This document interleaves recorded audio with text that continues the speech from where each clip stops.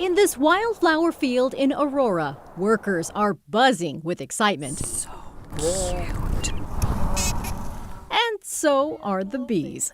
Mason bees, to be exact, pollinating 95% of everything they land on. And they belly flop onto the flowers, and they get completely covered in loose pollen. So protecting them from the invasive Houdini fly, these really have the potential to hurt our mason bee populations, is a critical mission for Abigail Leonner.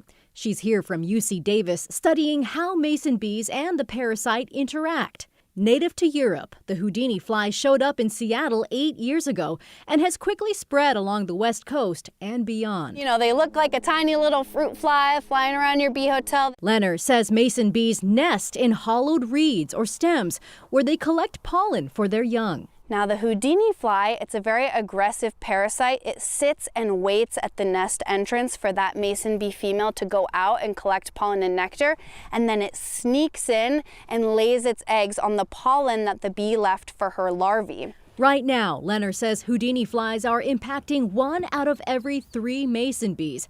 But how many flies are doing that damage? She hopes to find the answers in these cages. Each one is equipped with a special bee hotel, bees, and a varying number of Houdini flies. If we get the same amount of parasitism in a cage with 2 flies as a cage with 16 flies, we know that just 2 flies are capable of doing a lot of damage.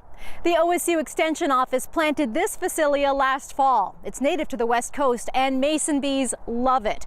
Planting some in your yard is just one thing you can do to help support the mason bee population. As the Houdini fly are spreading so quickly, and they're just devastating to our sweet little bees. Tira McKelvey is with Rent Mason Bees, which supplied these bee hotels for the study.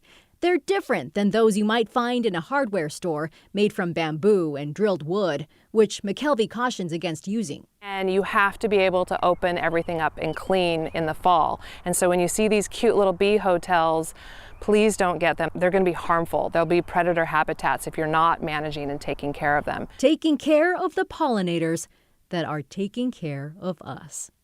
In Aurora, Catherine Cook, KGW News.